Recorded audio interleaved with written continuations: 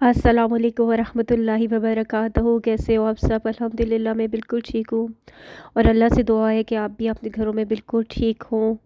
और आज मैं जो आपको वाक़या सुनाने आई हूँ वो है बिल्ली के बारे में।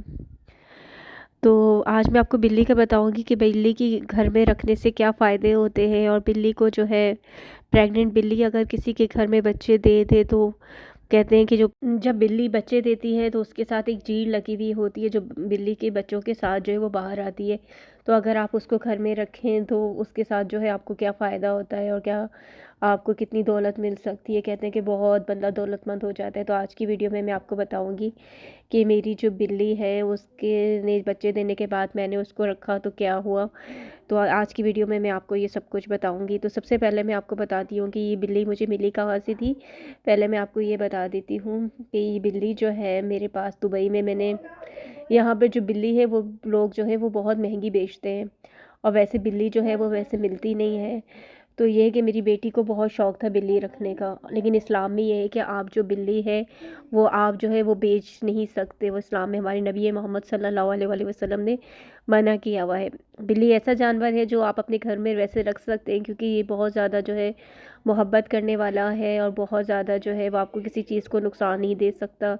और आप अगर इसके जैसे जूठा पानी जो होता है अगर आप इसको भी इस्तेमाल करें अपने वज़ू के तौर पर तो आपके अंदर जितनी भी बीमारियां होंगी आपकी बड़ी से बड़ी बीमारी जो है वो ख़त्म हो सकती है। और अगर आपको बहुत ज़्यादा जैसे जादू और या बहुत ज़्यादा बीमारियों से आपके घर में भरा हुआ है तो आप जो है उस पानी को जो अपनी किसी भी बाल्टी या किसी भी नहाने वाले जो टब होता है उसमें भर दें और जो ये पानी इसका जूठा पानी होगा वो उसको आप उसमें डाल दें और उस पानी से आप लोग नहाएं तो आपके अंदर जितनी भी बीमारियां होंगी और जितने भी जूठे पानी से जितनी भी आपके अंदर जादू टूना होगा वो सबका सब जो है वो ख़त्म हो सकता है।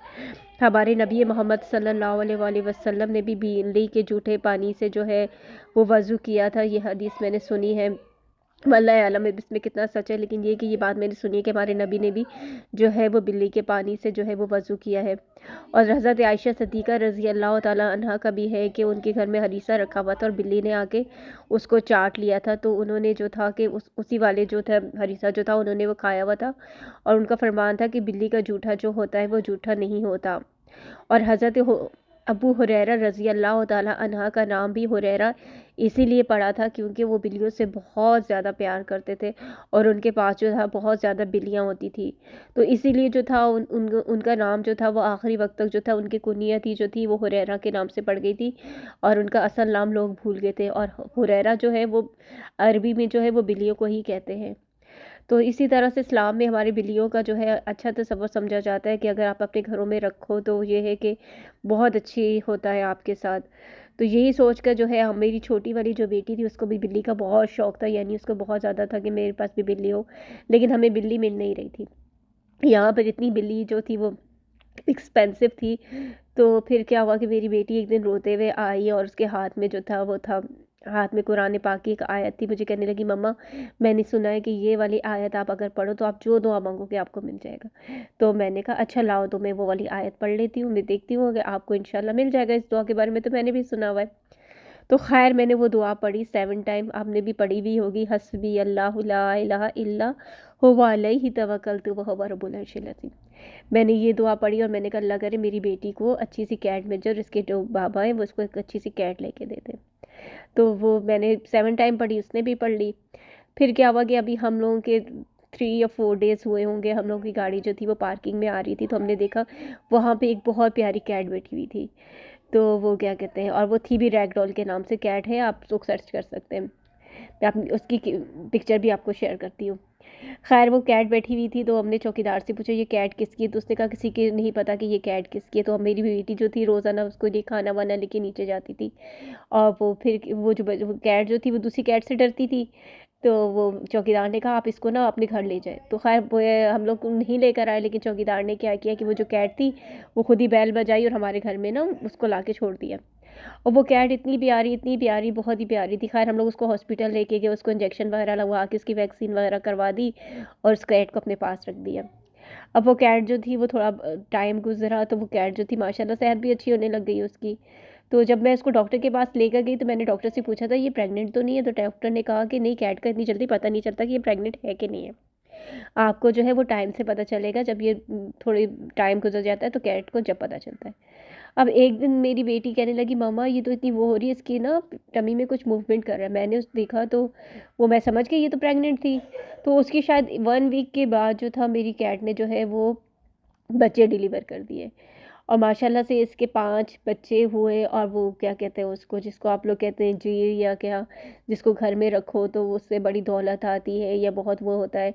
लेकिन मैंने उसके बारे में ये सुना था कि कैट अगर इसको खा ले तो जो है कैट के लिए ये बहुत अच्छा होता है, क्योंकि कैट की लाइफ के लिए बहुत अच्छा होता है और कैट की ज़िंदगी के लिए और कैट के लिए बहुत अच्छा होता है। तो वो मैंने कैट को खाने ही दिया, क्योंकि इस तरह के काम जो है वो मैं बिल्कुल भी नहीं करती कि इस तरीके की जो है, मैंने ना इस्लाम में पढ़ा है ना कहीं और पढ़ा है कि इस तरीके की चीज़ें आप घर में रखो तो आपके पास जो है वो दौलत आ जाएगी और इस तरीके से आपके पास बहुत मालो दौलत आ जाएगा।